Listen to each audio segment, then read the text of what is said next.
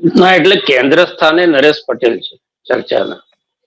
કારણ કે નરેશ પટેલ 2012 થી 2025 સુધી વારંવાર એવા સંકેતો આપી રહ્યા છે કે એ રાજનીતિની અંદર પાટલા બારણે ક્યાંક ને ક્યાંક સક્રિય છે.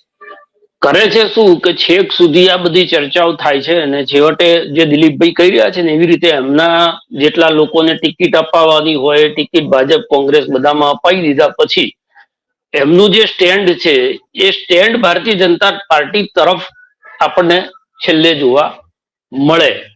અને એટલે આ જે ચર્ચાઓ છે અને એમાં હાલની પરિસ્થિતિમાં જે છે કે આનંદીબેનને ઉતાર્યા, પેલા કેશુભાઈ પટેલને ઉતાર્યા, પછી આનંદીબેનને ઉતાર્યા, પછી 2 વખત નીતિનભાઈને છેક પોંખવા સુધી નારિયેળામાં હાથમાં આપવા જાય અને પછી બીજાના હાથમાં નારિયેળ પકડાઈ રહી, એવી રીતે નીતિનભાઈનું રાજનીતિક અપમાન થયું.